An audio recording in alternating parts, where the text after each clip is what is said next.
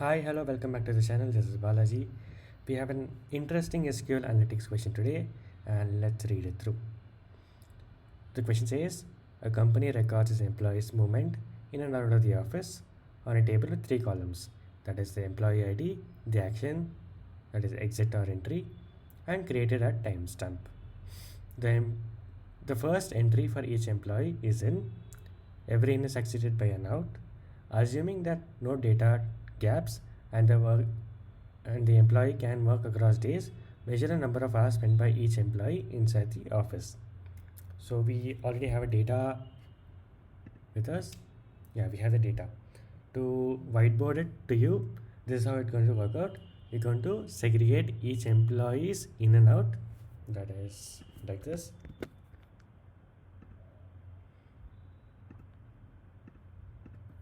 So we have the logins, we have the logouts.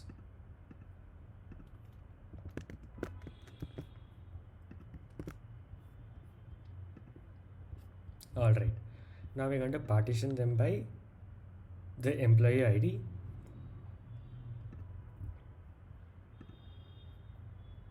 Yeah, put it in ascending order here, and here also. Yeah, and give them rank based on timestamp. So 1st of August, 4th of August, and 3rd of August.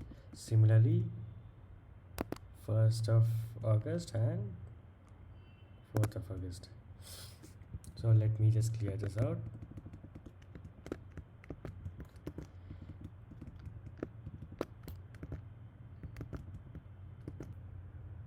So what's happening here? The first entry of an employee is given the rank 1, the second entry is given 2, third entry is given 3, and the first logout of an employee is given the rank 1 and second logout is given rank 2. Given that we have assumed that every login is followed by an logout, and employee cannot have two successive logins or two successive logouts, it shows that the first login should be accompanied by the first logout and the second login has to be accompanied by the second logout. Let me put this in ascending order of timestamp. All right. Yeah, it's right here. So you see, 1st of August 8 a.m. the person is logged in. 1st of August 17:59 the person is logged out. Similarly, on the following day, on 4th of August, the login is at 8 a.m. and logout is at 17 hours. And we also see that on 5th of August, the person is logged in at 19:00 and the person has not logged out at all. So we are going to just join the employee ID 1 and employee ID 1. Also, the other clause on joining would be the rank 1 equals rank 1, and therefore we are going to get complementary logins and logouts, and if there is no logout, it's going to give a null value out here, which means the person has never exited or logged off after that day. So let's write a query and let's see how this works.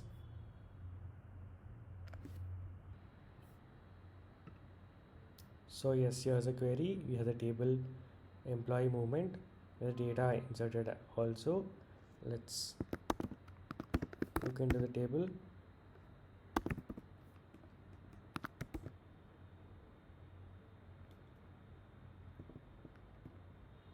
Sorry. Yeah, we have the data. So like we had decided, we're going to segregate them to first logins and then logouts. So let me just get them. Employee ID, comma, action, and timestamp, where action equals in. So just to make sure that we do not miss out on any issues of capital or small letters, we're going to make them all lowercase. So just in case if there is a lowercase action, it wouldn't get missed out. Alright, so we have all the logins of the employees. Let's make this a CTE with login as. Alright, we'll make a similar CTE for logout.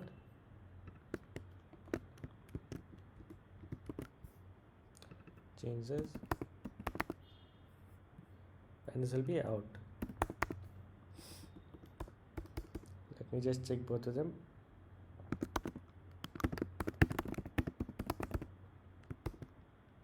Okay, login is working. Logout also. And what did we decide? We're going to partition them by user ID and give them an ascending order by timestamp. So let me also put on a rank function here. Rank over partition by employee ID order by timestamp ascending as ranking. So let's check out how the rank has worked out. Login.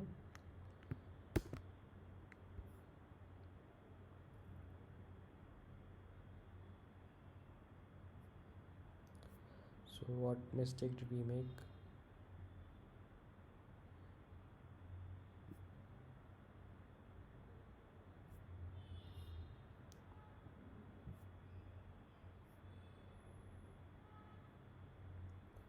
Okay, we made a spelling mistake. Alright, so if you see here, each employee ID, that is, say here example employee ID 1 is ordered by the timestamp and partitioned by employee ID. Similarly, let's give the same ranking for the logout also.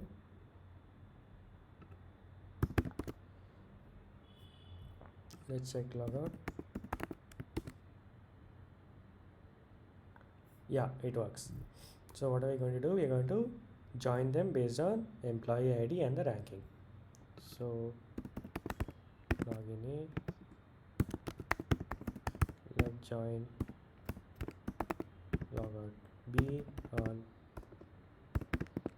A dot employee ID equals B dot employee ID and A dot ranking equals B dot ranking. Yeah, so the first ranking of login has been joined with first ranking of logout. Similarly, second and third has been joined with nothing, hence the logout is null. Say if we use inner join, what would have happened? The person who has not logged out, the data would be missing because the respective login is there but the logout is not there, and hence we are going to use a left join. Right, we have all of it. Let's just choose the columns that we need. A dot employee ID, A dot action, A dot timestamp, B dot action, B dot timestamp.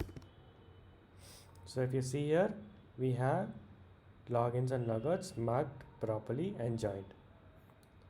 So what I have to do now, I'll have to take the timestamp difference. So we have an inbuilt function called timestamp difference.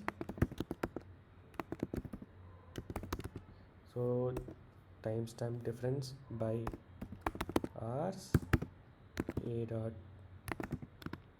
timestamp, comma B dot timestamp. So is it working?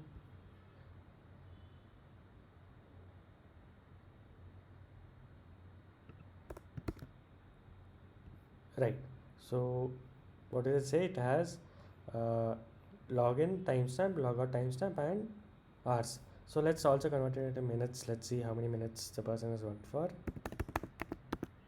Minute. Yeah. So it gives us the number of minutes the person has been working in the office. So let's give this an alias as total hours. Sorry. Right. Now that we already have the number of hours, let me just remove the unnecessary columns.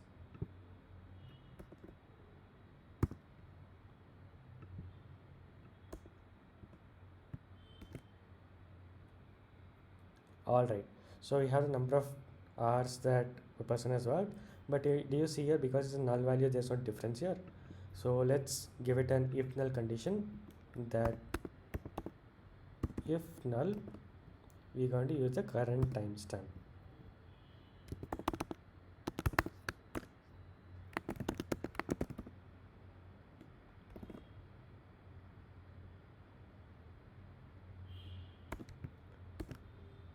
Alright, yeah, it shows up. So the person has been working for 1293 minutes, that is from 5th of August 19 o'clock to current timestamp that you see here. So 10:03 p.m. So this will keep getting updated as the current timestamp until and unless there is a logout timestamp here. Say if we give a logout timestamp, I'll give it as, so this is in, this is out, so 19 o'clock, I'll make it 21. Right, so the timestamp has a logout and therefore it's calculated as total hours 120 minutes. So now we have total number of hours spent by the employee. Sorry, this is not hours, this is minutes. So I'll make this to minutes. Yeah, so we have it here. Let's convert it into number of hours and sum it for an employee. So we're going to divide this by 3600. Let's sum it up first. So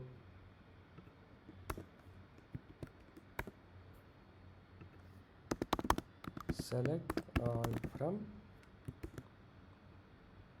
okay, I'm giving it an alias.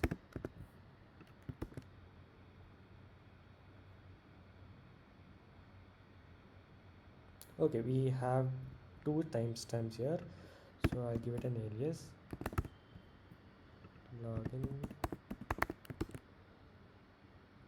Right, so let me take employee ID comma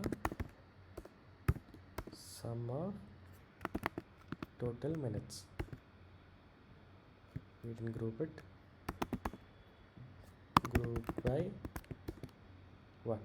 So the total minutes that the employee has worked for is 1259 minutes, and going forward with other employees, they have worked for 1080 minutes respectively. So let's check out if we can change the timestamp here. 07. Yeah, the timestamp has changed. Also, let's see if we are taking into consideration if an employee has worked overnight. So do we have any such instances? Yeah, so employee number 5 has worked from 22 o'clock on 3rd of August to 4th August 7 a.m. So it is taking into consideration overnight work also. So I think we are done with our query, and this is how you calculate login and logout time of each employee. If you want to calculate with respect to a specific period, you can just put in a where condition to segregate all of the timestamps within a specific period, and then calculate total number of hours worked by an employee in a specific period. It could be like for a given week, for a given fortnight, or for a given month also. So that's how you do it. If you have any other questions, put it down in the comments. I'll come up with the next video. Thank you.